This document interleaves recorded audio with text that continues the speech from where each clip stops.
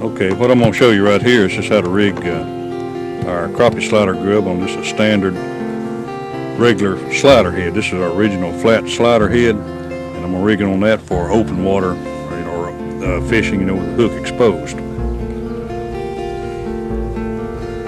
Basically just hold my head here and just take the hook and put it in the center of the grub, push it about halfway to maybe a little over halfway down the grub, and then just push it up on the head itself, and there it is.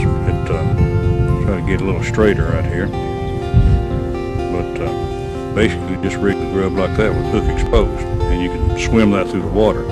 Now with this regular slider head being flat like that, this always runs real true in the water. It doesn't roll with you, and the hook is always upright. And being flat too, it also has a little slower fall through the water, which sometimes triggers the fish. But why don't you show, Gary, how you rig your little head? I've got just a regular slider head, a ball jig head. It's 1/16 ounce is the size that I love to use.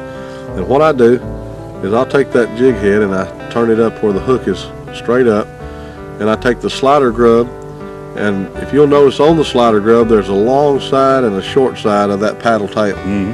I'll turn the short side, which is with most of the paddle away from the hook, turn the short side, and I'll put that right in the center of it, and I like to put it on there until it starts curling around the hook just a little bit. Then I'll bring it up and then just push it right up on the barb of that jig head.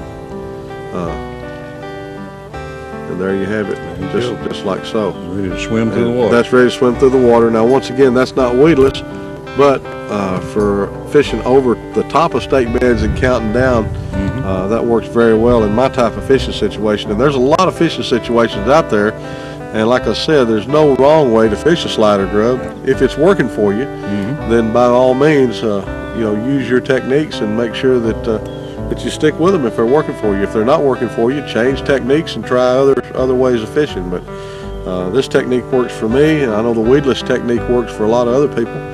But I try to keep some of my rods rigged up both ways. If I'm open water, I'll switch to one with open hook and swimming along. But if I get to a place where I've got some structure I can actually see or be on top of, I'll switch to my weedless and maybe use it.